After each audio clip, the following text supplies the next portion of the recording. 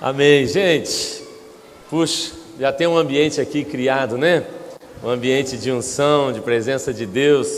Que gostoso, que bom estar aqui com vocês. Eu não sei, pastor Marcelino, há quanto tempo mais ou menos a gente se conheceu, mas nos conhecemos lá em Belo Horizonte, né? E ali junto daquela igreja tão linda, tão inspiradora. E eu me lembro que, então, numa manhã, eu acho que o pastor Marcelino foi lá dar um testemunho. E eu fiquei pensando, meu Deus, que coisa linda, né? O que Deus está fazendo através da vida desse homem. Naquele momento eu não tinha entendido muito bem o movimento, né? Que era aqui e era lá. Tanto que depois, quando a gente conversava, eu não sabia bem de onde você estava falando muito bem, né? Toda vez que eu falava com o pastor, eu falava, mas ele está falando do sertão, ele está falando do Espírito Santo. Eu fiquei bem confuso em um momento ali. E depois que eu fui entender, né, que o irmão então havia saído daqui, obrigado irmão, saído daqui para estar lá nesse lugar, nesse desafio que é a plantação de igrejas. Plantar igrejas é um grande desafio, mas olha, escreva o que eu vou te dizer: a igreja que não planta igreja, ela logo ela vai inchar e ela vai morrer. Um tempo atrás, irmãos, no Brasil, o movimento de plantação de igreja era muito minúsculo, mas pensa numa coisa pequena, a ponto de que, se você fizer contas, as grandes igrejas, grandes denominações da nossa nação, elas começaram assim, muitas delas, que você está ouvindo aí, vendo movimentos, elas começaram a plantar igrejas agora. Nós estamos falando de 8, 10 anos, e assim, a plantação de igreja era muito lenta. Uma vez eu me reuni com o pastor Elias Dantas, e o pastor Elias Dantas, que para mim é um dos maiores estudiosos de igrejas do mundo inteiro, o homem viaja todos os anos por 55 países, e ele falou comigo, ele falou: Cezinho, no início você vai ter a impressão que enquanto você planta a igreja você perde, mas o que acontece é que à medida que você multiplica novas unidades, novos campos, então você tem uma pessoa aqui que cuida de 10, e ela vai para lá e ela está cuidando agora de 50, de 100, e há uma multiplicação natural acontecendo, orgânica, acontecendo no avanço também do reino de Deus. Então assim, a vida, pastor, por ser assim, essa referência, esse modelo, né? Porque é mais fácil sair de um lugar que está ruim, né? Agora, sair de um lugar que está bom, que está legal, está funcionando, eu vejo aqui, né? Vocês são amigos, são família, então isso não é fácil. Nós plantamos igrejas e eu costumo dizer para o pessoal que vai embora: você não está fazendo a menor falta, a não ser na minha mesa, porque é verdade, no ministério vai embora, Deus manda outros 10, é maravilhoso, não sentimos a menor falta, mas assim, na mesa da gente faz muita falta. Como faz falta, né? Poder encontrar aquele irmão, abraçar, mas é assim o reino de Deus. Parabéns, viu, pastor? Mãe está aqui com vocês, eu sei que vocês tiveram uma tarde longa, e assim, irmãos, eu estou mesmo empolgado. Eu quero repartir com os irmãos. Eu dei uma atrasada, estava contando para os pastores ali, ó só a cabeça de caipira, né, do interior. A Suelen, ela estava passando mal, e aí deu uma gripe lá, e é uma sinusite, e ela teve um pouco de tontura, mas nada demais. Mas eu fui com ela na hora do almoço, falei: vamos comer alguma coisa para você poder tomar um remédio. Irmãos, e a comida não vinha, a gente ficou lá e a comida não vinha, e depois de um tempão o garçom chegou e falou assim para mim: viu, vocês vão pedir alguma coisa? Porque eu e ela, a gente olhou o cardápio, gostou, decidiu o que queria e ficamos esperando, não pedimos para ninguém. Eu falei para o garçom: você não tem habilidade de ler mente ainda? Não tem? Ele falou: não tem. Então nós atrasamos muito no restaurante, é coisa de caipira lá do interior, né? E Suelen, estou explicando que ela não está, ela veio comigo. É assim, quando eu viajo com Suelen, para mim é lua de mel, é maravilhoso, porque muitas vezes ela não pode vir, mas ela veio e ela até pediu perdão, gostaria de estar aqui. Obrigado, irmão. Ela gostaria de estar aqui, mas ela não conseguiu, está lá. Normalmente dá esse resfriado nela, e aí dá uma sinusite e ela fica derrubada, tadinha. E Suelen já deu muita sorte para casar, mas assim, essas outras coisas ela não tem tanta sorte, né?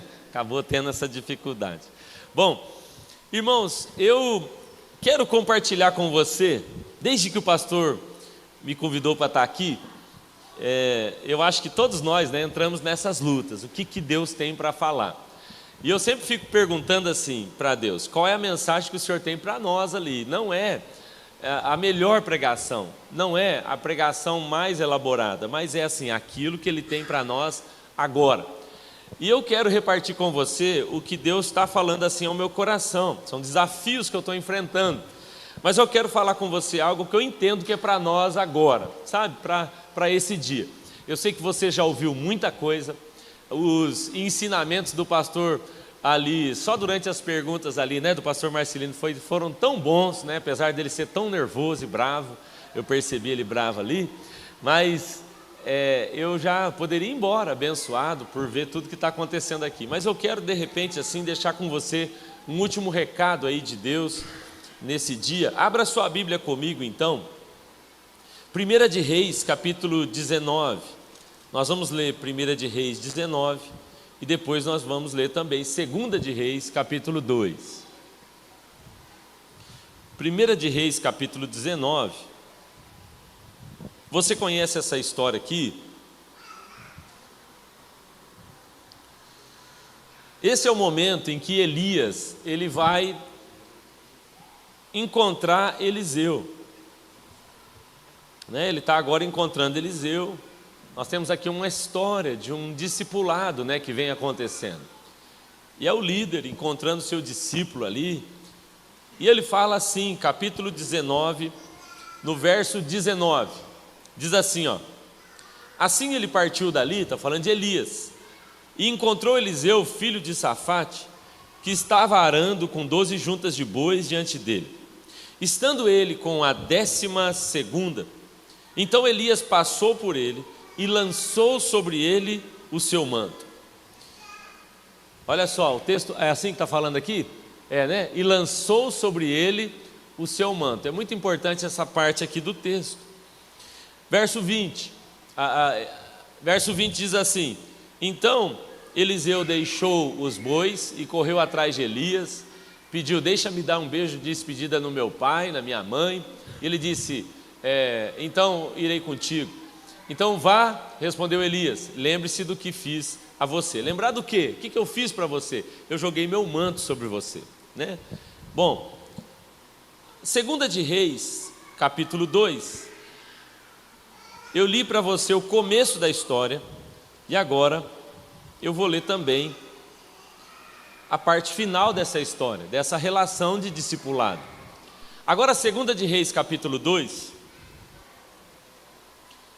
diz assim no verso 12, olha só, é o momento em que Elias já vai subir, está indo embora. Elias agora vai plantar outra igreja, e ele vai deixar Eliseu ali. E ele fala assim: e Eliseu viu isto e bradou: meu pai, carruagens de Israel e seus cavaleiros. E ele não mais o viu, e ele agarrou as suas próprias vestes e rasgou em 2 pedaços. Olha só o que ele está fazendo. Ele pega a sua própria roupa, rasga em 2 pedaços. Ele arranca aquela roupa. E ele juntou também o manto de Elias, que tinha caído no chão. Preste atenção nisso. O manto de Elias está onde? Caído no chão. E ele então voltou para a margem do Jordão. E você conhece a história, a hora que ele dá um grito lá na margem, dizendo: onde está o Deus de Elias? A hora que então Eliseu está dizendo: eu quero viver dessa unção, eu quero mais de Deus para a minha vida também. Bom, deixa eu introduzir esse assunto aqui com você rapidamente, mas assim, eu fiquei sabendo de um grupo no mundo aí, que eles estavam tentando arrancar do calendário, olha só que absurdo, que petulância, eles estão tentando arrancar do calendário o antes de Cristo e o depois de Cristo. Você acha? Gente muito à toa, né? Que não tem o que fazer, mas eles estão mobilizados dizendo: não faz sentido para alguém que não é cristão contar o ano 2025 depois de Cristo. Que eles estão frustrados, dizendo: por que a nossa vida tem que ser com essa marca desse Jesus que a gente nem reconhece? E eles estão trabalhando, veja o absurdo, eles estão trabalhando com a ideia, com a tentativa de arrancar do calendário o antes de Cristo e o depois de Cristo. Bom, o que acontece, irmãos, é que ainda que esse povo consiga, Ainda que, porque absurdos assim tenham acontecido na nossa nação, mas ainda que eles consigam arrancar do calendário antes de Cristo e depois de Cristo, nós sabemos que o único capaz de marcar a história, o único capaz de mudar uma história, continua sendo Jesus Cristo, amém? Então, Daniel, ele vai falar isso de um jeito que me chama a atenção. Capítulo 2, verso 20, é quando Daniel está diante de Faraó, e ele diz isso: bendito seja o nosso Deus, de eternidade em eternidade, porque é Ele e só Ele quem muda os tempos e as estações. E Daniel, ele continua dizendo, e é Ele quem coloca reis, e é Ele quem derruba reis. E ele está falando isso para o grande Nabucodonosor. Então, Daniel está afirmando, olha, não importa o que você faça, só há uma maneira de uma nova estação começar na sua vida, se Ele iniciar. Porque nós não temos esse poder, sabe, irmãos? Por melhor que seja o seu pastor, ele não tem o poder de começar um novo tempo nessa casa. Ele não tem o poder de começar uma nova estação na sua vida. Eu não tenho. Nenhuma conferência pode. A gente pode até dizer, essa conferência esperamos em Deus que seja, essa reunião esperamos em Deus que seja um marco, mas o único capaz, como Daniel diz, de mudar um tempo e uma estação continua sendo Deus. Eu vejo gente mudando de igreja, eu vejo gente mudando de casamento, muda de cabelo, muda de tudo e fala, agora sim começou um novo tempo na minha vida. Mas nada muda, a não ser que o próprio Deus diga, um novo tempo começou na sua vida. Então essa é a primeira verdade aqui. Só vai começar um novo ciclo, um novo tempo, uma nova estação na sua vida, seu ministério, nessa casa, se Ele começar um novo tempo para nós. É Ele quem faz isso. Então, irmãos, mas também tem uma coisa, o Senhor, Ele não quer só começar um novo tempo com a gente, sabe? Isaías, capítulo 43, ele diz assim, ó, eis que faço uma coisa nova, preste atenção. Agora a pergunta que ele faz aqui é que me chama a atenção, porque Deus não quer só começar um novo tempo na nossa vida, Ele não só quer começar uma nova estação, Ele fala para Isaías o seguinte, olha, eu estou começando uma coisa nova, e ela já está vindo à luz, você está sentindo que está vindo um negócio novo aí, mas a pergunta é, acaso você percebeu? E aqui está o ponto não é se Deus quer fazer algo novo nas nossas vidas, o ponto não é se Deus quer começar um novo nível de ministério, de vida com Ele na nossa vida, essa não é a pergunta é, nós estamos percebendo? Porque nós, irmãos, temos dificuldade de perceber mudança de estações. Quando Deus fala com Jeremias, Ele fala assim, Jeremias, você viu? Ele fala, vi. O que você viu, Jeremias? Ele fala, eu vi uma vara de amendoeira. E por que Ele está falando isso? Porque a vara de amendoeira, ela é conhecida como a árvore despertadora, né? Quando a amendoeira brota, é sinal de que uma nova estação chegou. Então, Jeremias está dizendo, eu vi. O que você viu? Eu vi um galho. É um galho brotando. Ele falou, viu, muito bem, porque eu velo por cumprir a minha palavra. Deus está dizendo, eu estou começando algo novo, Jeremias, na sua vida. Eu queria saber se você estava atento a algo novo que eu estou começando.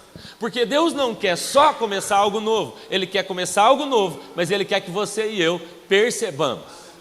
Agora, biblicamente, historicamente, a gente tem dificuldade de discernir esse tempo e essa estação. Por exemplo, Jesus sempre sabia o seu tempo e a sua estação.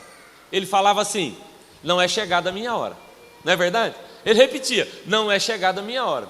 E você percebe que de vez em quando muda e Jesus fala, é chegada a minha hora. Jesus está atento.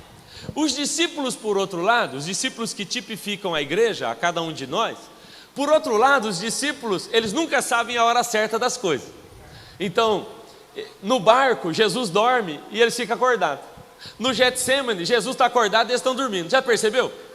Os discípulos que somos nós, a gente às vezes está sempre assim, a gente está desesperado quando Deus fala calma, e a gente fica calmo quando Ele fala vai. Então a igreja que somos nós precisamos estar um pouco mais atentos, sensíveis às mudanças de estações que o Senhor traz para nós. Por qual razão? Por uma razão. Eclesiastes capítulo 8, verso 6 diz que para cada novo tempo há um novo modo. Então, preste atenção nisso. Primeira tese, Deus quer liberar algo novo sobre nós. Segunda tese, ele quer que a gente perceba que algo novo está vindo, porque ele não quer fazer algo novo sem que a gente perceba. Mas a terceira é, por que eu tenho que perceber? Porque se eu não perceber a nova estação, eu não vou mudar o modo, e aí eu jogo tudo fora. Então você pode entrar numa estação nova, numa estação poderosa e abençoada e desperdiçar ela. Por quê? Porque você não mudou o modo. Quem é casado aqui e acha que é muito bom ser casado, levanta a mão, deixa eu ver. Eu vou falar de novo, porque eu achei que vocês não estavam tão entusiasmados. Só os maridos aqui, tá bom? Quem aqui é casado e acha que é maravilhoso ser casado, dá um glória a Deus aí. Aleluia. Pronto, deu uma melhorada, né? Deu uma melhoradinha, assim, espontânea assim, né, pastor? A estação do casamento é uma benção, sim ou não? Sim. Agora, se você entrar na estação do casamento no modo solteiro, vai dar certo? Então você pode jogar fora a estação mais abençoada da sua vida, simplesmente porque você não mudou o modo de viver. Tem muito crente jogando fora a estação mais frutífera da sua vida, porque quando a estação começou, ele não percebeu, não mudou o modo, e agora ele desperdiçou tudo que Deus podia fazer através da vida dele. O melhor exemplo que eu tenho disso é Moisés. O Moisés, ele pisou na bola. E Moisés era muito bom, muito melhor que nós, não é verdade? Se você olhar para Êxodo capítulo 17, eu brinco que Números capítulo 20, ele virou um problema porque existiu um tal de Êxodo 17. Êxodo 17 e Números 20 são paralelos, você precisa ler eles paralelamente, porque são dois momentos em que Deus vai tirar a água da rocha. Então você tem Êxodo capítulo 17, que é quando Moisés está diante da rocha e Deus fala, bate na rocha e a água vai sair. Então naquela estação, o modo era bater na rocha, e batia na rocha, a água saía. Naquela estação, bater na rocha era coisa boa. Mas então agora nós temos Números capítulo 20, que é a mesma coisa, é a mesma rocha, o mesmo cajado, o mesmo sacerdote, o mesmo povo, é a mesma reclamação do povo. Parece que nada mudou. Eu ainda moro no Espírito Santo, eu ainda estou na mesma igreja, ainda é o mesmo pastor, ainda é a mesma célula, mas escute, quando uma estação muda, aparentemente nada mudou. Então Moisés está lá olhando e ele fala, bom, é a mesma pedra, é o mesmo povo, eu já prego aqui sempre, é a mesma célula. O que ele faz? Ele repete o modo de Êxodo capítulo 17, aí ele tem um problema. Porque agora Deus fala com ele, porque você não me honrou, você vai ficar de fora daquilo que eu tinha para você. Porque nessa estação, Moisés, eu não te chamei mais para bater em rocha, eu te chamei para falar com a pedra. Você não entendeu que lá atrás, você batia em rocha, a coisa funcionava, e estava tudo bem, mas aquela estação de menino passou, a estação da marra, da força, da estupidez, da violência, passou. Eu te chamei agora para uma nova estação de profecia, de declaração, de intercessão. Você não entendeu, e agora, infelizmente, você vai ficar de fora daquilo que eu tenho. Sabe, irmãos, uma vez assim, eu já fiquei assim, achando que Deus pegou pesado demais com Moisés. Você nunca... É que a gente pensa, se a gente falar é pecado, não pode, né? Pensar a gente pensa. Eu fiquei assim, meu Deus, pegou pesado demais com Moisés, porque o Moisés era bom. O menino, tadinho, né? Criado lá na outra família, sentimento de rejeição, confusão com o irmão, aquele rolo todo, tadinho. Tanto que ele aguentou aquela igreja miserável, que é aquela igreja do povo, toda hora querendo voltar para o Egito. Se eu fosse Deus, eu ia falar, não, bateu aí, está tudo bem. Passa despercebido. Deus falou, não. Toda vez que você quer usar o modo anterior na estação nova, você está desonrando o meu nome. Você não está confiando em mim, você está confiando na estratégia. Você confia naquilo que você já sabe fazer, você precisa ouvir o que eu estou falando. E sabe, irmãos, um dia quando eu estava assim bem preocupado, bem assim, achando que Deus pegou pesado, Ele falou comigo algo que eu nunca mais esqueci. Sabe, o primeiro lugar que o povo de Israel vai entrar, que é a terra da promessa, o primeiro lugar por onde eles começam chama-se Jericó, Josué capítulo 6. A primeira parte da terra que eles pisam é Jericó. E não é interessante que lá em Jericó, eles não precisaram bater na pedra, eles não precisavam bater na muralha, eles simplesmente rodearam ela, gritaram e a muralha caiu.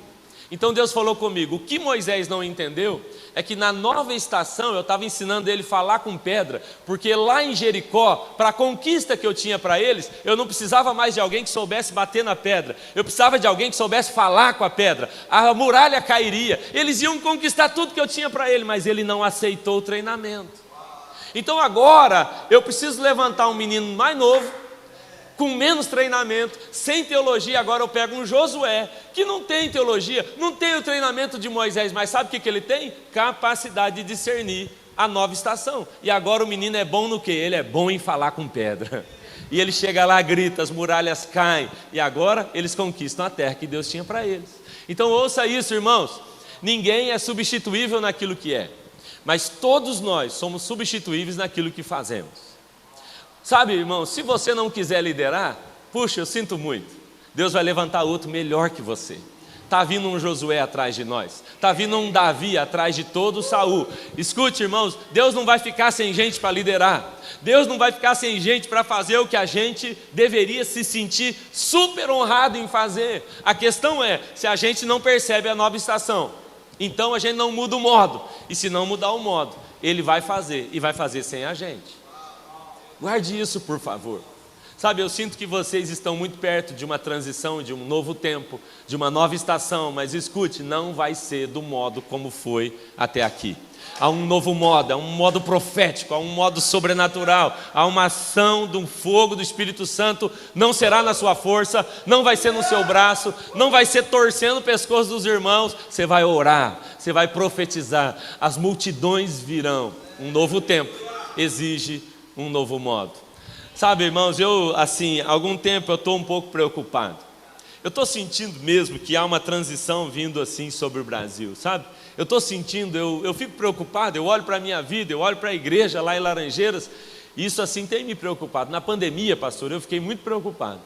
Eu comecei a ver os profetas morrendo, sabe? Eu fui ficando agoniado.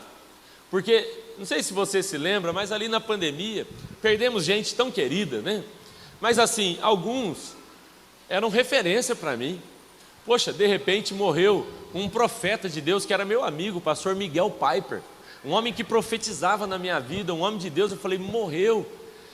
Morre Billy Graham, morre David Anchot, morreu o Bonk, morreu Loren Cunningham, e eu comecei a ficar preocupado. Poxa, os nossos heróis estão morrendo. Teve um dia que eu falava com uma pessoa, eu acho que Deus está levando os bons e está largando nós para trás, não é possível, irmão. O que é que está acontecendo?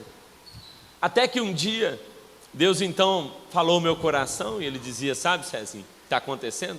Está acontecendo uma transição. O que está acontecendo é o seguinte, esses homens aí que você está orando, olhando para eles e preocupado, são homens que cumpriram aquilo que eu chamei eles para fazer. Eles cumpriram o seu papel, eles foram fiéis. Eu os trouxe a mim, e a pergunta agora é, quem vai pegar esse manto que eles largaram? Quem vai agarrar isso aí? Quem que vai fazer? Eu tive uma crise, irmãos, de um choro assim, quando Loren Cunningham morreu. Eu fiquei tão desesperado, o dia que ele morreu, com a minha esposa, a gente estava tomando café, e ela falou assim, o que você é dele? Ele é seu amigo? Eu falei, não, eu nem nunca vi ele na vida. Mas eu chorava tão compulsivamente que ela falou, tem que ter alguma coisa, eu não sabia. Eu fui para o quarto, eu fui chorar, e eu falava, Deus, o que está acontecendo? Porque eu só tive esse choro uma vez na minha vida. E eu chorava compulsivamente. Loren Cunningham morreu. Loren foi o visionário, o idealizador da maior missão do mundo. A missão que mais enviou jovens pelo mundo inteiro, a Jocum. Eu fiz parte desse movimento. A visão de Loren era ondas enormes que invadiam os continentes, e quando a onda quebrava eram jovens que corriam pelos continentes pregando o evangelho. Mas agora o Loren está morto, e eu estou lá no quarto chorando e dizendo, Senhor, por que esse choro está aqui dentro de mim? E Deus falava comigo, agarra a capa do Loren, pega essa capa, Loren está aqui, Loren foi fiel. Sabe, daquele quarto mesmo eu mandei mensagem para alguns amigos meus, de lá mesmo eu marquei uma reunião, fizemos uma reunião online em 5 minutos, os amigos que estavam ali, e eu falei, eu não sei, eu preciso fazer alguma coisa agora. Loren morreu, irmãos, vamos começar uma base missionária agora. E os meninos mais loucos que eu ainda falaram, vamos. E sabe, irmãos, nós desde aquele dia, 2 anos, nós lideramos uma base missionária agora que treina adolescentes. Já agora tivemos a segunda etapa com mais de 300 adolescentes que nós estamos treinando para enviar para os lugares, porque eu estou atrás da minha capa. Eu não vou deixar passar. Há uma estação nova vindo e eu quero mudar conforme a estação que Deus aponta. Então, quando eu olho para a história de Elias e de Eliseu, eu vejo aqui uma transição saudável, vejo aqui uma transição clara acontecendo. Elias é a pessoa que simboliza uma estação, Eliseu é a pessoa que simboliza a nova estação. Agora, algo que chama a minha atenção, irmãos, e quero ser muito breve nisso com vocês, é que para que uma transição, para que a gente experimente essa nova estação de modo assim saudável, poderoso, são necessárias 2 capas. Diga comigo, 2 capas. Sabe, normalmente a gente fala muito da segunda capa. Normalmente a gente fala muito da capa o manto que Eliseu pegou lá no Jordão, mas não. A verdade é que se você não pegar a primeira capa, a segunda não faz sentido algum. E o ponto é, quando Eliseu, que simboliza a nova estação, o novo movimento de Deus sobre a terra, quando Eliseu foi encontrado, ele recebeu 2 capas. Então, a primeira capa acontece no momento em que Elias passa por ele. Lembra disso? Eu li lá com você, 1 de Reis 19:19. Elias passou por Eliseu estava fazendo qualquer outra coisa, e Elias envolveu Eliseu com a sua capa. Essa primeira capa, ela tem um significado importante, e se a gente não entende a primeira, a segunda não permanece com a gente. É nessa ordem. Ele recebeu essa capa de modo passivo, ele não fez nada para receber, não é verdade? Ele estava lá fazendo qualquer outra coisa, alguém passa e o envolve. E Elias fala: Eliseu, é importante que você entenda o que eu fiz com você agora. Aquela capa é a capa da adoção. Sabe, irmãos, a primeira capa que todo líder poderoso em Deus precisa receber, compreender, ter entendimento, é a capa da adoção. É a capa da filiação. Há algo que nós estamos perdendo, que é o entendimento que Deus não está procurando os meus resultados, Ele está procurando alguém com quem Ele possa se relacionar. Eu não vou, agora eu vou voltar a encontrar meus filhos, tem 2 meninos lindos, eu não vou chegar lá e falar com eles, o quanto vocês produziram até aqui. Meu encontro com eles é sobre saudade, é abraço, é relacionamento. A gente precisa entender isso. Porque sabe, irmãos, na visão celular, e a visão celular ela exige muito de nós. E assim é, tudo aquilo que cresce, tudo aquilo que desenvolve vai trazer exigência mesmo. Mas se a gente não entende essa primeira capa, no final das contas a gente vira bons operários apenas. Mas sabe o que Elias faz com Eliseu? Antes de você sair e fazer qualquer coisa, recebe a capa de filho que eu estou colocando sobre você. Não sei se você sabe, mas a cada 4 crianças que nascem no Brasil, uma já não tem mais o nome do pai. Satanás tem trabalhado duramente no Brasil para, assim, acabar com essa ideia, destruir mesmo a visão paterna na nossa geração, especialmente destruir a revelação paterna de Deus sobre nós. Você já percebeu, irmãos, que quando Jesus começa o seu ministério, Ele está ali ainda no rio, Ele não fez nada, Ele não pregou uma mensagem só, e Deus faz questão de aprová-lo antes dele começar, dizendo: esse é o meu filho amado, em quem eu tenho prazer. Ele não tinha escolhido ninguém, ele não tinha discipulado ninguém, ele não tinha ido para a cruz, e Deus está dizendo: é filho, é amado, eu tenho prazer nele. Sabe quando nós vamos conseguir, irmãos, servir, trabalhar com alegria, produzir com alegria? Quando a gente entender que não é porque produzimos que somos amados, mas porque nós fomos amados, nós agora decidimos também gerar fruto. É importante a gente entender, irmãos, que há uma primeira capa, todos nós fomos envolvidos com ela. É uma capa de adoção, uma capa de graça, é uma capa de amor, e sem fazer nada, ela veio sobre Eliseu, e sem fazer nada, ela veio sobre mim e veio sobre você também. Amém, irmão? Você entende isso? Eu sempre conto uma história de quando meu filho foi apresentar na escolinha a primeira vez. E ele tinha 3 aninhos, pastor. Ele foi apresentar a primeira vez na escolinha. E aí ele ensaiou, comprou roupinha. A minha esposa ia acompanhar ele lá toda vez. Aí chegou o dia da apresentação. No dia da apresentação ele me chamou e falou: papai, eu não quero apresentar não. E aí eu falei: filho, você vai ter que resolver isso aí com a sua mãe, que eu não sou bobo, eu não vou entrar nessa história aí não. E ele foi conversar com Suelen. Suelen falou: você gastou nosso tempo, nosso recurso, agora você vai apresentar sim. Braba ela. E aí o Lucas foi para a apresentação. E ele está lá na primeira fileira assim, eu estou também no primeiro lugar com meu celular para filmar ele. Começou a música, todo mundo dançando, ele ficou igual uma estátua lá na frente. Gente, pensa, o menino não se mexia, igual uma estátua parado lá na frente. Eu filmei, eu brinco que eu fiz um vídeo, mas se eu tivesse feito uma foto era a mesma coisa, que ele não mexeu mesmo.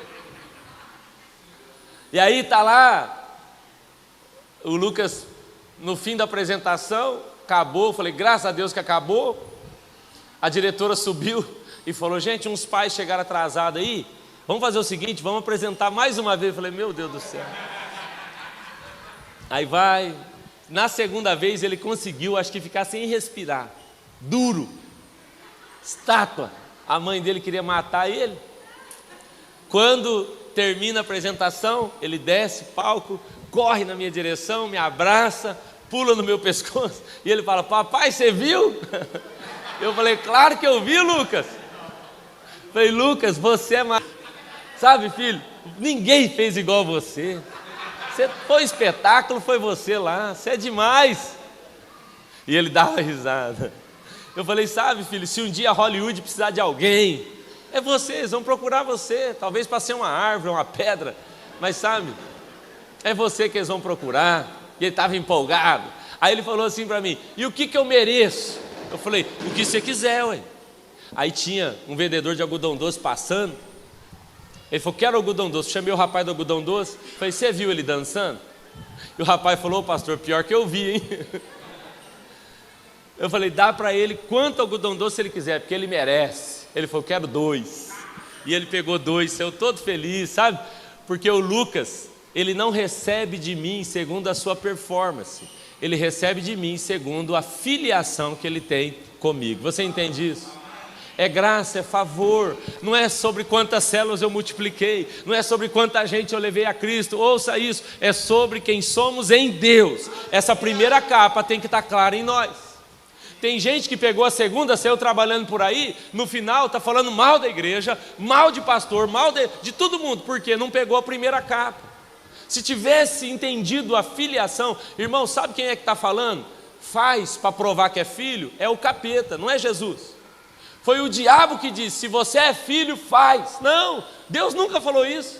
Ele falou: você é meu filho, amado, sem ter feito nada. Então é sobre um coração, uma relação com Ele. Escute bem isso, irmãos, porque isso muda a nossa maneira de lidar com o ministério. Eu não vim aqui por outra razão, eu vim aqui porque eu amo meu pai, e meu pai ama a gente, então está tudo bem. Então está tudo bem me desgastar, está tudo bem me cansar, está tudo bem porque eu não sirvo por salário, eu sirvo por herança, é diferente. Eu não sou um funcionário, essa capa veio sobre mim, eu sou filho, eu sou herdeiro, eu tenho destino, eu tenho família, eu tenho propósito, eu tenho herança, está tudo bem. Agora eu posso fazer o que for, ninguém muda a minha identidade, porque a primeira capa já me envolveu. Quem está entendendo, diga amém. Bom, agora, há uma segunda capa, escute isso, e é sempre nessa ordem. Primeiro você recebe a revelação da sua filiação. Primeiro você recebe a revelação da paternidade de Deus em sua vida. E depois, não há nada mais a ser feito também. E agora vem a segunda capa. Agora a segunda capa vai fazer sentido na sua vida. Então, irmãos, a primeira capa ele recebe de modo passivo, mas a segunda não é de modo passivo. E aqui tem uma chave. Sabe, eu não sei se você já viu aqueles filmes de criança que mostra o Elias subindo, o Eliseu está lá assim olhando para ele, e aí o manto de Elias vem caindo assim, já viram? E veste Eliseu. Não está na Bíblia isso não. Não, a Bíblia diz que o manto de Elias ficou caído no chão. Não, ele ficou lá. Então escuta, a primeira capa vai vir sobre você. E veio, não é verdade? Você estava lá nas drogas, na bebida, você estava na vida desgraçada, o manto te envolveu. Você foi recebido como filho, não fez nada. Agora essa não vem não, você vai ter que catar, você vai ter que abaixar. Sabe quando é que a nova estação ela surge na nossa vida? Sabe o que foi que Eliseu fez? Ele falou assim, quer saber? Ele rasga a sua roupa, ele fala, essa estação está encerrada, esse tempo de imaturidade termina, esse tempo agora em que eu era só um filho, que não fazia nada, ele falou isso para Elias, ele falou, te tratei como um pai. Me dá a unção dobrada, porque até aqui eu estou te seguindo como um filho segue um pai. Me dá a porção dobrada. Quando o manto cai no chão, ele não fica esperando assim, ah, Senhor, o que o Senhor quer da minha vida? Então libera uma palavra sobre mim, que venha o pastor Marcelino, põe a mão na minha cabeça, fala comigo sobre a minha missão. Não, irmãos, a capa está no chão, carta e vai fazer o que tem que ser feito.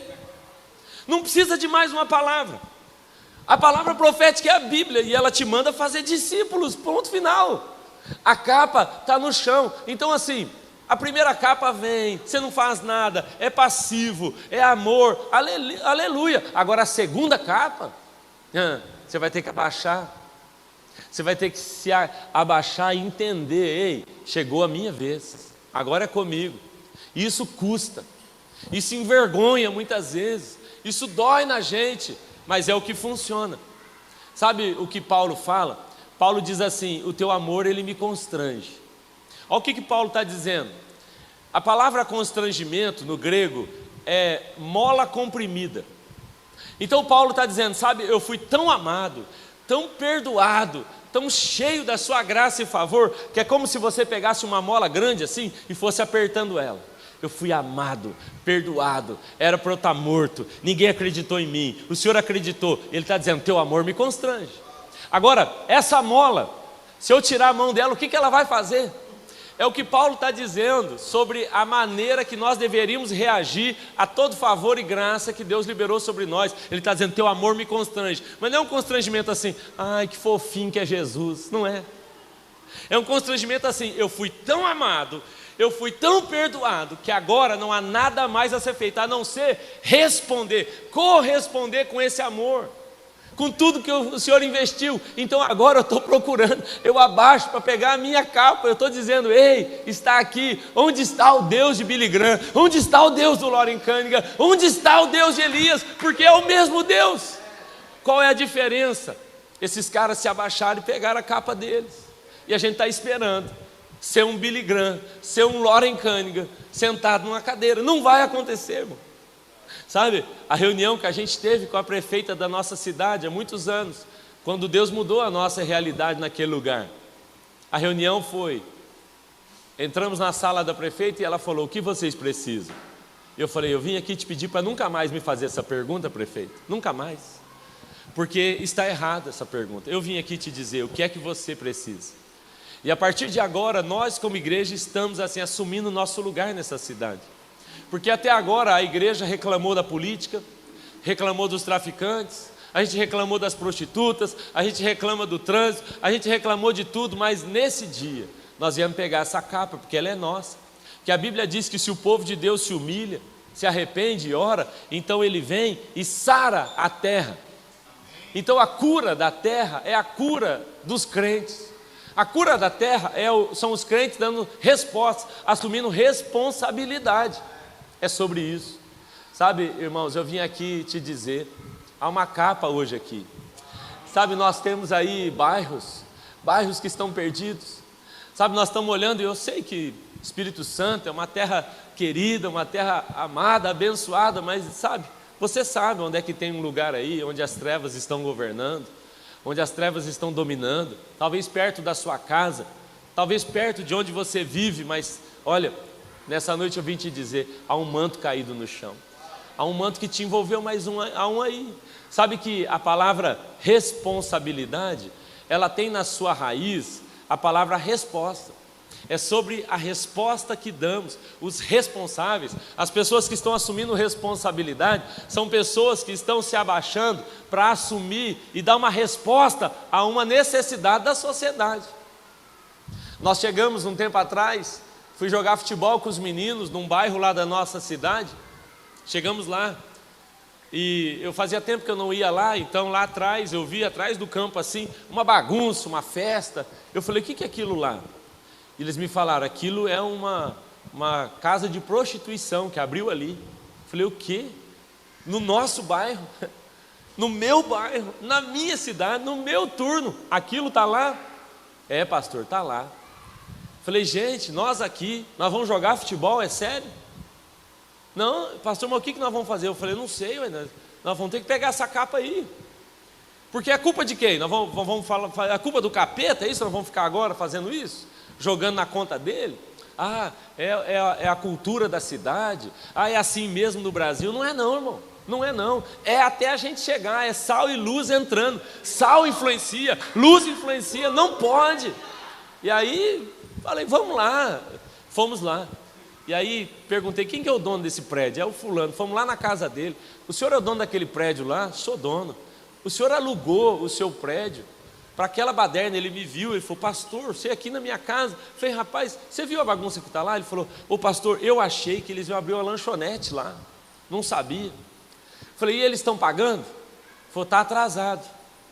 Falei, e se eu pagar um ano adiantado, você tira eles de lá? Ele falou, amanhã. Falei, então pode tirar. Tira eu nem tinha o dinheiro para pagar. Eu falei, depois eu ia atrás do dinheiro. Aí eu falei, não, pode tirar, tira eles. O outro dia ele fechou o negócio lá. 2 dessas mulheres já estão na nossa igreja. Fechou. Os meninos no bairro falaram assim para mim, ô pastor, o que nós vamos fazer? Eu falei, eu não sei, quando a gente pega a capa, a gente não sabe bem o que está acontecendo. Eu só estou assumindo a responsabilidade. Pegamos umas latas de tinta, reformamos o lugar, colocamos uma placa, começamos um projeto social. E agora, irmãos, toda quinta-feira você vai lá, 7h30 da noite, tem um culto poderoso acontecendo naquele lugar. É a nossa base social, atendemos as pessoas ali, e o lugar que operou um pecado tão assim assustador, agora tem graça de Jesus.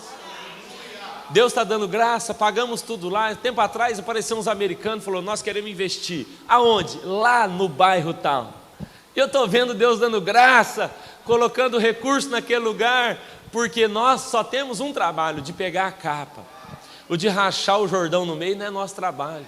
Mas você nunca vai experimentar o Jordão se abrir se você não abaixa e pega a sua capa. Você vai ficar contando história do pastor Marcelino a sua vida inteira. Você nunca vai ter as suas próprias. Eliseu até ali não tem história nenhuma para contar. Tudo que ele fala, Elias era legal, Elias fazia isso. Sabe o que aconteceu quando ele pegou a capa? Nós estamos contando a história dele agora. É ele multiplicando o azeite, é ele ressuscitando gente até com o osso dele agora. Então, irmão, se você não pegar a sua capa, eu sinto te dizer, a sua vida com Jesus vai ser chata pra caramba. Sabe quando é que a vida fica maravilhosa com Jesus? As experiências nossas começam a acontecer quando eu me abaixo. Eu arrumo confusão para a minha vida toda vez que eu pego essa capa. Irmão, tem dia que eu falo assim, chega de capa, pelo amor de Deus. Aí a gente vai orar e é mais uma capa caída. Ah, irmão, dá um trabalhão danado. Mês passado, pastor, nós fomos para a Europa visitar nossas plantações de igrejas lá. Assim, eu já não queria nem plantar igreja no Brasil, na região, depois foi para o Brasil. Agora, para a Europa, nós estamos com dificuldade de pagar as contas em real, imagina em euro, né, irmão? Está complicado. Mas está lá, as plantações de igreja estão lá. E uma família da nossa igreja, eles tiveram uma direção de ir para lá, foram para lá, arrumaram trabalho, mudaram documentação e eles estão lá. E a cidade, nós fomos orar e Deus falou com a gente sobre uma cidade. Eu nunca tinha ido até essa cidade, nem eles. E nós oramos e Deus falou, é aqui. Barcelos é o nome da cidade. Fica no norte, próximo de Porto, Braga, Barcelos. É lá. E eles vão para lá, mudam para esse lugar e estão lá no início de uma plantação de igreja. Agora eu fui visitar eles. Entramos lá na cidade, reuni com eles e falamos, é aqui que Deus colocou a unção para a gente multiplicar, é aqui, ué. A capa está aqui. Vamos ter uma manhã de oração pela cidade. Saímos orar pela cidade, oramos nos lugares, clamamos a Deus, intercedemos, fizemos um momento ali de ato profético. Nada aconteceu, nada, não aconteceu nada. Quando a gente cansou, o pessoal foi em umas lojas lá, eu falei, vou tomar um café. Estou tomando um cafezinho, então eu escuto assim, com licença, eu olhei e tinha uma mulher assim bem do meu lado, e ela falou, você é o pastor Cezinha? Eu falei, eu sou. Ela falou, aquela moça quer falar com você. Atrás do balcão tinha uma mulher chorando, e ela estava com um livro meu na mão, e aí nós fomos conversar. Ela falou, sabe, pastor, eu mudei para cá há tantos anos, e há anos a gente tem procurado assim, orado a Deus pedindo que tenha uma igreja aqui em Células, que Ele abra aqui uma igreja, que tenha uma igreja aqui que a gente se identifique. Agora, um tempo atrás, eu falei para o meu marido, chega, vamos procurar, não tem aqui. Fomos para Porto. Quando nós chegamos em Porto, por acaso você estava pregando lá, encontramos a igreja pela internet. Aí você pregou lá, eu comprei esse livro, li o livro e falei, já pensou? Falei para o meu marido, se a gente pode ter uma igreja dessa aqui em Barcelos? Nessa hora entraram os irmãos, que são os líderes lá, eu apresentei eles, falei, bom, começamos aqui a nossa igreja agora mesmo. E aí agora, já estão começando lá as células com essa irmã, com sua família, ela é a gerente dessa padaria, os funcionários já estão indo, tudo porque nós pegamos uma coisa atrás. A Europa é de Jesus. Nós estamos pegando a capa, é loucura, é estranho, é esquisito, mas sabe, irmãos, é capa. Toda vez que você pega a capa, ele diz, você pegou? O Jordão é comigo, deixa comigo, eu parto o Jordão. Você só tem que assumir o seu lugar nesse ambiente. Eu tenho pensado muito, pastor, que o desafio nosso como cristãos, sabe, talvez seja de um reposicionamento dos crentes. Não sei se você já parou para fazer conta, mas o último censo, nós descobrimos que tem 86% de pessoas que se dizem cristãs no Brasil. Ô irmão, 86% é sacanagem com a gente, não é verdade? Não, essa estatística dá raiva na gente. O cara do IBGE bate lá na porta do cara, o cara casado pela 5ª vez, fala, o que você é? Ele fala, sou cristão, né? O cara só faz bagunça na vida e fala, sou um cristão, eu imito Jesus. Não é possível. Mas pior do que isso, é que 1 em cada 4 pessoas no Brasil diz que é cristão evangélico, da igreja do pastor Raposo. 1 em cada 4, ele está falando, eu sou crente, eu sou daqueles assim, pentecostais. É assustador. Sabe o que eu tenho percebido, irmãos? Que, de fato, a gente não está precisando de mais crente. O que nós estamos precisando é que os crentes que já têm se reposicionem no reino. E nós vamos ver toda a diferença no Brasil. Você já pensou se cada crente pegasse a sua capa? Irmãos, o Brasil era todinho de Jesus. O mundo ia conhecer Jesus. Então não é mais, sabe, sobre um novo crente, é claro que eu quero que a gente ganhe almas para Jesus, aleluia. Mas se cada um de nós, cada crente dentro da nossa igreja, pegasse a sua capa, assumisse uma responsabilidade uma vez por semana, na sala da sua casa, fazer uma célula, na sua faculdade, no seu trabalho, irmãos, a gente mudaria o Espírito Santo assim, ó, do dia para a noite. Laranjeiras ia ser toda de Jesus. O que está faltando é o reposicionamento dos crentes, que já se dizem crentes, que já conhecem Bíblia, que já receberam a primeira capa. Se isso acontecer, a gente muda o Brasil. Sabe quando Mordecai foi falar com Esther, ele falou, Esther, está na hora de se posicionar aí. Ela fala, ai, mas sabe, não posso entrar porque senão eu morro. Aí ele fala, o quê? Me conta de novo essa história. Porque você era aquela menina pobre, que ia morrer, estava vivendo uma desgraça, aí você recebe a graça e o favor de vir morar com o rei. E agora que você está morando com o rei, tudo que você pensa em preservar a sua vida, entendi. Porque quando era você lá fora, você assim louvava a Deus que tinha um maluco indo lá te encontrar, mas quando é você aqui dentro, você não quer encontrar ninguém lá fora. É isso mesmo, Esther? Então deixa eu te falar uma coisa. Mordecai, ele é a tipologia do Espírito Santo. E ele fala, olha, Esther, que é a tipologia da igreja, sabe? Se você não quiser fazer, escute o que eu vou dizer, socorro e livramento virão da parte do Senhor. Ou seja, Ele vai fazer com ou sem você. O que Ele vai fazer no Brasil, o que Ele vai fazer aqui no Espírito Santo, nesse estado, vai fazer no Paraná, irmão, Ele vai fazer. Não é sobre você, é sobre Ele. Se você não pegar a sua capa, tem problema. Está vindo outro, vai pegar essa capa. O Josué está vindo atrás. Não, ei, Esther, deixa eu te dizer. Quem sabe não foi exatamente para esse tempo que você nasceu. Quem sabe não foi exatamente para agora, para depois que o Bonk morreu, para depois que o Po Yanshow morreu. Quem sabe não foi para agora que você está aqui, exatamente para ocupar esse lugar e fazer conhecido o nome do Senhor. A Esther arrepende, né? Ela fala, sabe, eu vou orar, eu vou jejuar, e se tiver que morrer, eu morro. Ela entendeu, sabe, está na hora da gente fazer essa oração que a Esther fez. Eu estou aqui, e se tiver que morrer, eu vou morrer. A maneira mais eficiente de você jogar a sua vida fora é tentando preservar ela, é tentando guardar ela. A maneira mais eficiente que você tem para jogar toda a sua vida fora é preservando, é se omitindo. Esse é o jeito mais fácil de jogar a sua vida e o seu legado fora. Sabe, hoje eu vim aqui te dizer, você teve a honra e o privilégio de receber uma primeira capa. Não seja omisso com a segunda capa. Eu estou lá em Laranjeiras do Sul, sabe, a minha capa está lá no chão.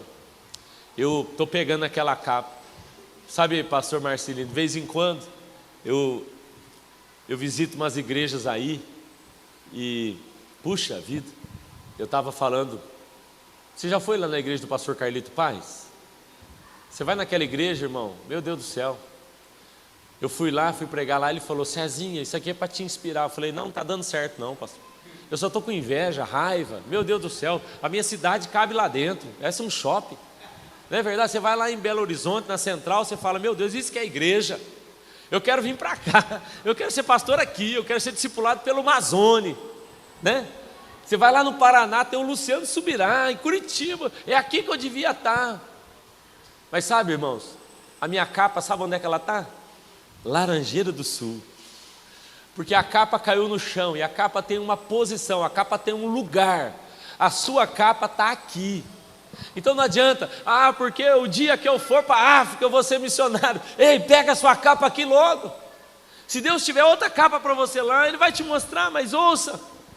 Deus te colocou nesse lugar, nesse bairro, nessa estação, nesse tempo, nessa geração, nessa família, pega ela. Tem um projeto social para começar através da sua vida. Tem uma igreja para começar através da sua vida. Tem uma missão para começar através da sua vida. Na nossa igreja, qualquer pessoa que chega reclamando de qualquer coisa, a gente inaugura um ministério com ela. Pastor, não aguento mais ver as crianças na rua. Falar, está inaugurado o ministério com crianças de rua. É você, vai. Sabe, pastor, há muitos anos eu fiquei lendo errado um versículo da Bíblia que diz, os pássaros têm seus ninhos, os lobos têm os seus covis, mas o filho do homem não tem onde reclinar a cabeça. Mateus 8, parece assim, passarinho tem onde dormir, o lobo tem onde descansar, mas quem seguir Jesus está lascado. Era a impressão que eu tinha do texto. Até que um amigo meu falou, não é isso que ele quis dizer.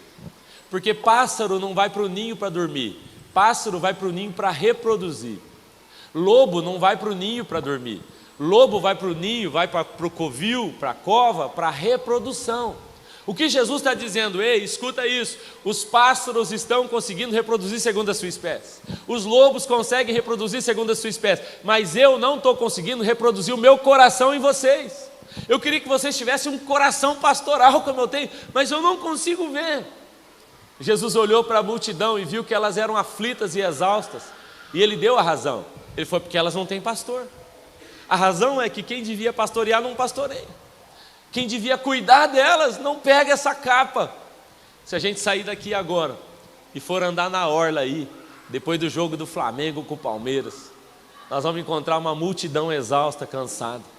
Eles vão beber, eles vão se drogar hoje, e eles vão fazer de tudo, porque alguém não pegou a capa que devia pegar.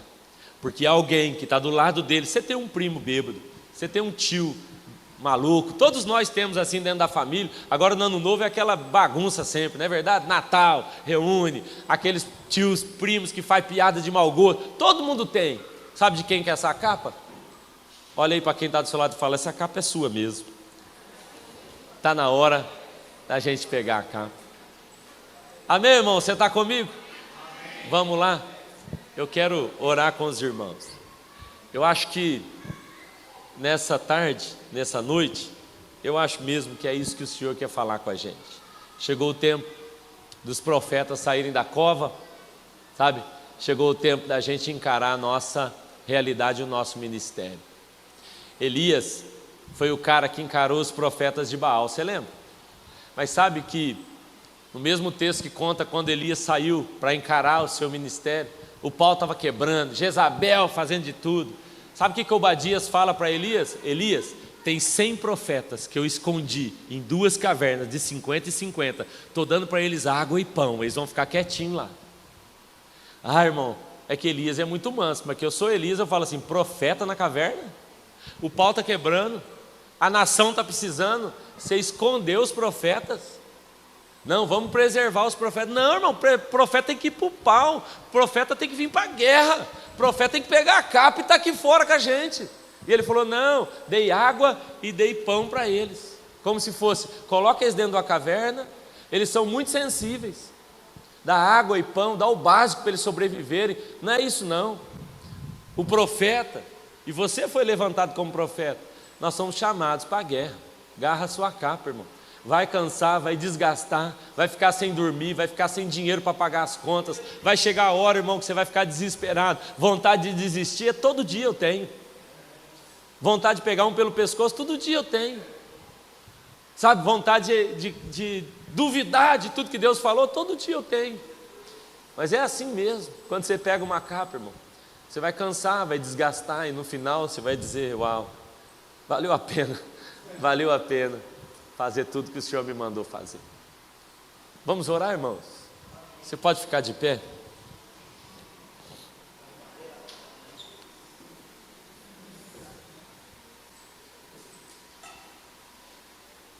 Deixa eu orar com você. Os olhos aí, por favor. Quero orar com você nessa hora. Não precisa não. Obrigado, pessoal do louvor aí, fica à vontade para orar com a gente. Vai ser até melhor. Obrigado, viu? Mas eu quero assim dar a oportunidade de todos nós assim ter um tempo de oração, de quebrantar diante dele, de dar uma resposta para Jesus agora. Sabe, irmãos, eu estou muito à vontade aqui, porque eu sei que eu estou falando para líderes, eu sei que eu estou falando para pastores, eu sei que eu não estou falando para gente que não está fazendo, nós estamos aqui falando para gente que já está fazendo. Mas o que eu vim aqui te dizer é que há mais ainda a ser feito. Uma vez alguém me perguntou qual que é a meta da sua igreja. Eu falei, eu estou igual a Dilma, a meta é não ter meta. A Bíblia fala, é até que todos conheçam, que nenhum homem só se perca. Nossa meta é essa, irmão, nós vamos lutar até que ele volte, para que ninguém se perca. Nós vamos insistir, nós vamos bater na porta, nós vamos gritar, nós vamos fazer o que tem que ser feito, só não vamos parar. O manto caiu no chão. Sabe, irmãos, talvez tenha um manto aí caído que você nem percebeu. É mais uma igreja, é mais um ministério, é mais um irmão, é mais uma célula. Talvez tenha um manto aí que você nem percebeu. Eu quero orar com você. Eu quero clamar a Deus que nos ajude a perceber os mantos caídos. E sabe, essa é uma noite de reposicionamento. Eu creio que essa é uma noite em que Deus vai nos reposicionar. Como eu disse, nós já somos em muitos.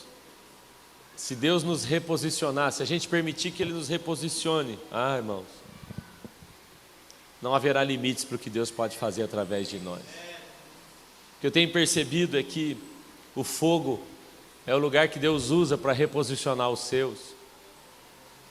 O fogo reposicionou Sadraque, Mesaque, Abednego, a fornalha reposiciona aqueles meninos, coloca eles num lugar acima. O fogo reposicionou Moisés. Moisés estava perdido no seu ministério, mas diante da sarça, agora ele é reposicionado. O fogo reposicionou os caminhantes de Emaús, eles estão indo para o lado errado. São discípulos, mas estão indo para a direção errada. Mas o fogo que queima no coração daqueles meninos reposiciona eles. O fogo reposicionou Isaías, você lembra? Isaías, ele precisou de um fogo que saiu do altar. Aquele fogo toca os seus lábios. E agora ele é reposicionado, dizendo, ei, eis-me aqui, usa-me. Eu estou aqui, faz o que o Senhor tem para fazer, envia-me a mim. A frase de Isaías foi depois do fogo. Sabe, irmãos, eu vim aqui orar para que o fogo de Deus queime de novo no seu coração. Diante daquela fogueira, Jesus reposiciona Pedro. Ele está na fogueira quando ele responde: eu te amo. E Jesus fala: então apacenta as minhas ovelhas. É de novo no fogo. Há sempre um fogo quando há reposicionamento. Eu quero orar para que o fogo de Deus de novo amoleça o seu coração, abra os seus olhos e te ajude a enxergar talvez as realidades à sua volta. Eu sei que há um novo tempo e uma nova estação começando aqui, começando em você, começando no seu ministério. Mas sabe, não vai ser de qualquer jeito. Há um novo modo, e isso exige tudo de nós. Essa transição, ela vai exigir tudo de nós. Ore agora a Deus, fale com Ele, por favor. Feche os seus olhos e diga: me mostra a minha capa. Me mostra a minha capa, por favor, Senhor. Eu não quero morrer, eu não quero assim desperdiçar a minha vida. Eu não quero, Senhor, desperdiçar um só segundo. Há uma frase de um pastor que eu amo muito, e ele diz assim: nós só temos uma vida e ela logo passará. Apenas o que fizermos por Cristo permanecerá. É só uma vida, irmão, que você tem, só uma, você não vai ter outra chance. Tudo que a gente tem que fazer nessa geração, nessa estação, é a vontade de Deus. Então ore aí a Ele, peça perdão. Fala aí: Senhor, me ajuda, abre os meus olhos, toca a minha visão, me ajuda a perceber o que eu não percebi, que ministério eu não percebi, que responsabilidade o Senhor quer que eu assuma. Sabe, irmãos, tem assuntos que você nem percebeu, mas eles estão vindo constantemente até você. São pessoas que vão de novo até você. São necessidades que de novo batem na sua porta. Você não percebeu, é uma capa, é uma oportunidade. É uma transição que Deus está fazendo, você não percebeu. É uma cidade que começa a queimar, é um nome que não sai da sua cabeça, é uma nação que você não para de pensar nela. Ei, você não está percebendo, é uma capa. Só que Ele não vai jogar sobre você esse manto. Não, você vai ter que pegar. Você vai ter que posicionar, estudar, entender, orar. Você vai ter que se adaptar. É sobre um esforço. Eliseu rasgou a roupa e ele falou: eu encerro um ciclo na minha vida. E eu começo um novo ciclo agora, sabe como? Profético. Eu encerro uma estação porque eu não quero bater em pedra. Eu encerro uma estação porque agora eu quero ser a pessoa que profetiza, que fala, que tem uma boca profética, que fala aquilo que o Senhor quer falar. Pai, em nome de Jesus, nessa noite, Senhor, incendeia-nos em nome de Jesus. Faz aquilo que o Senhor fez com Moisés, faz aquilo que o Senhor fez com Sadraque, faz aquilo que o Senhor fez com os caminhantes em Emaús, faz com a gente o que o Senhor fez com Isaías, com Pedro. Em nome de Jesus, nos reposiciona diante do fogo, como o Senhor fez com Wesley, que se colocava em chamas e as pessoas vinham vê-lo queimar. Nos ajuda, Pai, incendeia o nosso coração, abre os nossos olhos. Senhor, nós queremos nessa tarde assumir mais uma vez um compromisso, fazer votos com o Senhor. Nós não vamos nos acostumar com a primeira capa fofinha sobre nós, não é só sobre receber, é sobre aquilo que podemos dar, é sobre aquilo que, por tanto que nós já recebemos, nós queremos oferecer agora. Te louvamos pelo tanto que fomos amados, te louvamos pelo tanto que fomos perdoados, te louvamos pelo quanto o Senhor tem nos aturado, nos aguentado. Mas sabe, Senhor, nós te pedimos, dá-nos a chance de corresponder a esse amor. Nós queremos dar uma resposta, nós queremos dar um caminho, nós queremos que isso tudo venha convergir agora, em glória ao seu nome. Usa as nossas vidas. Eu oro, Pai, para que a gente tenha coragem de pegar essa capa. Começa comigo, com os pastores aqui, com cada líder. Não nos deixe, ó Deus, criar em nós uma cultura de reclamação, de murmuração, de falar mal, de situações que nós deveríamos estar lá ativos, de ficar criticando os políticos que não fazem, de ficar falando mal do judiciário quando éramos nós que deveríamos estar operando nessa nação. Ah, Senhor, faz-nos enxergar as capas. Nessa noite, Pai, nós te pedimos, marca a nossa vida, nos reposiciona para uma nova estação. É a minha oração por mim e pelos meus irmãos, em nome de Jesus. Em nome de Jesus, Pai. Amém. Amém. Deus te abençoe, irmão. Deixa o fogo de Deus te reposicionar. Deixa o fogo de Deus abrir os seus olhos e te dizer: é para lá, vai para aquele lugar, faça isso, por favor. Eu sei que você já está fazendo tanto por Jesus, mas sabe, sempre tem uma capa a mais. De vez em quando eu já estou tão cheio de tanta coisa, pastor, e eu fico vendo assim, né? A gente é tão pequenininho lá no interior do Paraná, mas aí surge mais uma situação e eu falo, meu Deus, mais uma capa. E o Senhor fala, pega ela, pode pegar, nós vamos junto nisso aí. É sobre Ele nos sustentando em todas as coisas, amém? Não é sobre sua capacidade. Em Deus não há limites. Que o Senhor te abençoe, que você viva assim o sobrenatural dEle na sua vida, em nome de Jesus. Querido, eu não sei contra você, mas eu não tenho dúvida de que Deus está falando conosco. Está falando conosco. Você sabe muito bem do incômodo do meu coração. Você me conhece, eu sou o seu pastor. Não há segredo entre nós. Não há fingimento entre nós. Você sabe da dor do meu coração, do anseio da minha alma e do desespero que eu tenho de ver você chegar além de onde você já chegou. E isso é porque eu vejo o potencial que Deus está colocando em você. Eu não sei se eu me assusto ou me alegro, mas foi uma palavra profética. A estação está mudando. A capa está sendo jogada ao chão. Que bom que você veio. Você aqui me dá tranquilidade de acreditar que a capa não continuará jogada. Amém? Isso faz sentido para você? Queria que você levantasse as suas mãos sobre a vida de Cezinha, Suelen.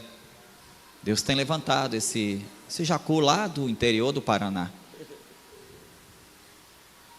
Porque não precisa ser alguém da capital. Porque não precisa ser o mais eloquente. Não precisa ser o mais rico. Sempre será o mais disponível.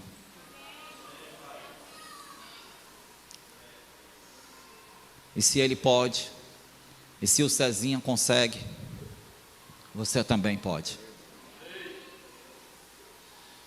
E eu estou lá no interior da Bahia, uma cidadezinha de 16 mil habitantes, que as pessoas estão fazendo fila, colocando o nome numa lista de espera, para ter uma célula na casa delas. Se eu posso, lá, aqui você também pode. Levanta suas mãos para cá, mas não é só no sentido de abençoá-lo, não. Creia que há um manto profético liberado aqui nessa noite. Há uma unção liberada nesse lugar. Há uma capacidade dada por Deus, não apenas de inspirar, mas de ativar. Está aqui diante dos nossos olhos. Isso há poucos meses atrás era simplesmente inconcebível para nós, mas está aqui diante dos nossos olhos. Então, ao mesmo tempo em que você abençoa, que você ministra, que você libera sobre ele, pega aí essa capa também. Está aí, ó, à sua disposição, está aqui. Ele veio trazer. Que privilégio, que oportunidade, Senhor. Deus, nós levantamos as nossas mãos sobre a vida de Cezinha, Suelen, esta família tão preciosa que o Senhor levantou ali no interior do Paraná, para dizer para todo mundo: é possível, sou eu quem faço. E eu peço mesmo, Deus, que o Senhor nos ajude a não desperdiçar todas as ricas e poderosas oportunidades que o Senhor tem colocado diante de nós. E essa noite, é uma janela gigantesca de oportunidade que o Senhor está abrindo diante de nós, e eu quero mesmo pular mesmo de cabeça e arriscar a minha vida para pegar esta capa e seguir mesmo fazendo e realizando, e principalmente sendo aquilo que o Senhor projetou para mim. Ó Deus, enquanto nós abençoamos a vida de Cezinha, nós te pedimos, dá para nós uma porção dobrada. Enquanto nós o abençoamos, nós te pedimos, por favor, Deus, abençoa a gente também. Deus, usa-nos com autoridade, com ousadia, tira o nosso medo de avançar, tira o nosso medo de impor a mão, tira o nosso medo de enviar, tira mesmo, Pai, e ensina-nos, Senhor, a cumprir o teu propósito, a tempo e a fora de tempo. Leva ele de volta, Pai, guardado, protegido. Há muito o que fazer ainda. Então eu te peço mesmo, leva-o em paz e em segurança. E nós podemos dizer mesmo, missão cumprida. Obrigado, Cezinha, por aquilo que você representa para a igreja do Brasil. Nós te abençoamos, meu irmão. Nós te liberamos para prosperar muito mais. Nós declaramos mesmo um favor extraordinário de Deus sobre a tua vida. E já declaramos a Europa varrida por um avivamento, para a glória do teu nome, em nome de Jesus. Amém e amém, e graças a Deus. Obrigado.